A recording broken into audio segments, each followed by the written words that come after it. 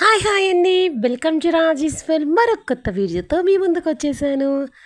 ఇవాల్టి స్పెషల్ వచ్చేసి మన అమ్మమ్మల కాలం నాటి ఐటమ్ అండి. ఇది కంపల్సరీగా ముఖ్యంగా ఆడవాళ్ళు వయసు వచ్చిన ఆడపిల్లలకి కంపల్సరీగా పెట్టాల్సిన తినవలసిన రాగి పిట్టు. కొంతమంది పట్టు సంథింగ్ ఏదో ఒక్కొక్క ఏరియాని పట్టు అంటారు. మాకల్లే అయితే అది రాగి పిట్టు అంటారు. దీనికోసం అయితే వీడియోలోకి వెళ్ళే ముందు మన ఛానల్ని ఫస్ట్ టైం చూసినట్లయితే మన ఛానల్ని సబ్స్క్రైబ్ చేసుకోండి. మన ఛానల్ పేరు వచ్చేసి Raji's world. Like, share, subscribe అండి. ఇప్పుడైతే నేను ఒక ప్లేట్ తీసుకొని ఒక కప్ రాగిపిండి తీసుకున్నాను. ఈ రాగిపిండి మనము ఒక్కసారి వాటర్తో కలుపుకోవాలి. వాటర్తో అంటే ఎలా అంటే మనకి చపాతీ పిండి కలుపుతాం చూడండి, అలా కాకుండా వాటర్లో మనకి సంథింగ్ వాటర్లో ఇలా చిలకరించి అలా చేత్తో ముద్ద చేసుకుంటే ముద్ద అయ్యేంత వరకు చాలండి. ఈ రాగి పిండికి ఎక్కువ వాటర్ పట్టవు. ఫ్రెష్ పిండి అప్పుడే వేపించుకున్న పిండి అయితే మరపట్టించుకున్న పిండి అయితే కూడా 2 స్పూన్స్ ఆఫ్ వాటర్ పడుతుంది. ఒక 15 days 10 days అలా అనుకోండి. నాకైతే మ్యాక్సిమం 2-3 టేబుల్ స్పూన్స్ పట్టాయి, అంతకంటే ఎక్కువ పట్టలేదండి. బాగా ఆ వాటర్ని పిండిలోకి బాగా కలిసిపోయేటట్టు కలుపుకోవాలన్నమాట.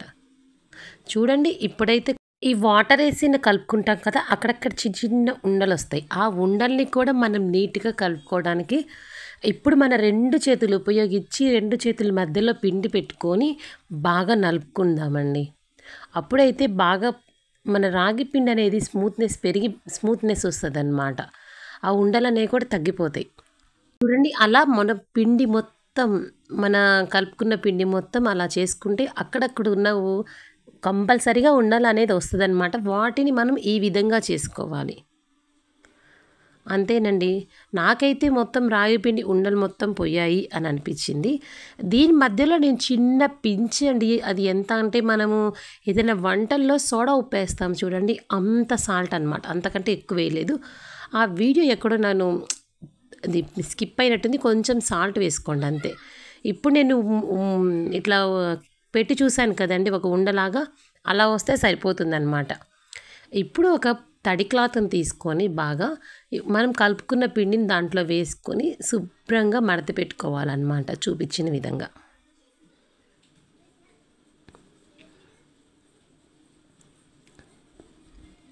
మనకి ఎలా ఫోల్డ్ చేసుకోవాలంటే అలా అన్నమాట. ఇదిగోండి,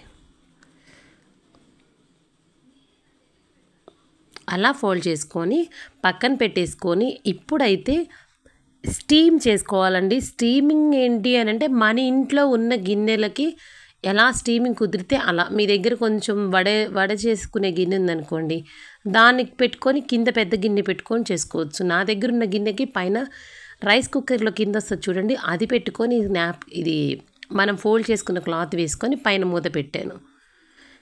ఇలా మూత పెట్టాక ఒక్క 5 minutes ఉంచాలండి. సిమ్లో ఉంచుకొని ఈ ప్రాసెస్ అంతా సిమ్లోనే చేసుకోవాలన్నమాట. మనం ఒక 5 minutes ఆగాక మళ్ళీ దీన్ని తీసేయాలి.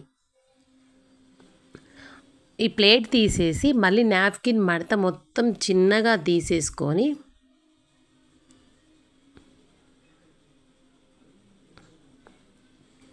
లోపల మనం స్టీమ్ చేసుకున్న రాగి పిండిని ఒకసారి మళ్ళీ కలుపుకోవాలి స్పూన్తో.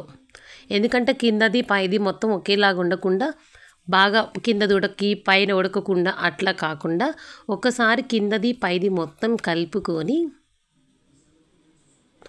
మళ్ళీ నాప్కిన్ వేసేసుకుందాం.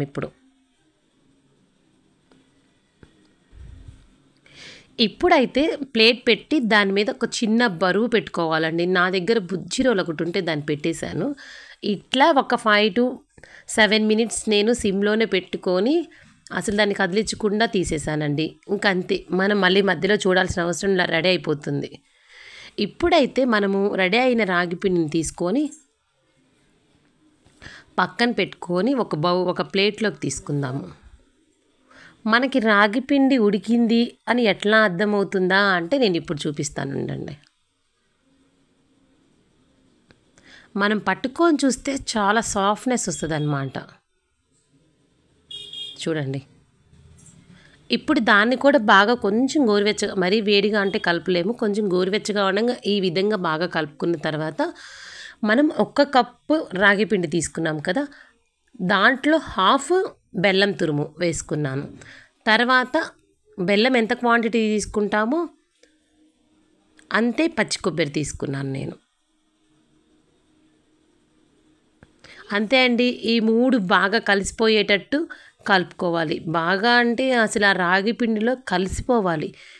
ఇది తిన్నప్పుడు నేను చూశానండి. అసలు ఎందుకా ఎనకటి మన అమ్మమ్మలు, వాళ్ళ అమ్మమ్మలు అంత బలంగా ఉండి 90 ఏళ్ళకి, 100 ఏళ్ళకి కూడా వాళ్ళ పని వాళ్ళు చేసుకున్నారు అంటే ఇలాంటి ఫుడ్స్ తినడం వల్లే అని నాకు ఈ మధ్య కొంతమంది చెప్తే విన్నాను.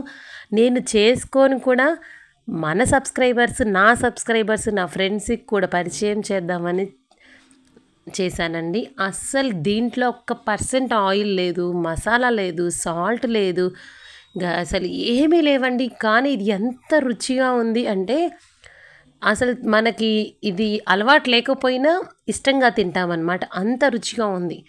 దీంట్లో 2 టేబుల్ స్పూన్స్ కలుపుకునేటప్పుడు నెయ్యి కూడా వేసుకోవాలండి. నేనేంటి అంటే ఆ 2 టేబుల్ స్పూన్స్ నెయ్యిలో కొంచెం డ్రై ఫ్రూట్స్ కూడా వేయించుకొని ఆ డ్రై ఫ్రూట్స్తో పాటు నెయ్యి వేసాను. ఇలా కలుపుకొని మొత్తం ఒకేసారి కలుపుకొని దీన్ని ఇలా పౌడర్ లాగా కాకుండా పిల్లలకి ఉండల్లాగా కూడా చేసి ఇవ్వచ్చు. ఇంకొకటి ఏంటి అని అంటే దీంట్లో నేను పచ్చి కొబ్బరి వాడాను. ఒకవేళ పచ్చి కొబ్బరి లేకపోతే దాన్ని స్కిప్ చేసి ఎండు కొబ్బరి కూడా వాడుకోవచ్చండి. అంతే అండి. ముఖ్యంగా పిల్లలు, ఆడపిల్లలు, వయసు వచ్చిన ఆడపిల్లలు తినాల్సిన రాగి పిట్టు రెడీ అండి. ఈ వీడియో కనుక నచ్చితే సబ్స్క్రైబ్ చేసుకొని నన్ను ఎంకరేజ్ చేస్తూ మరిన్ని మంచి వీడియోస్ కోసం ఫాలో చేసుకోండి.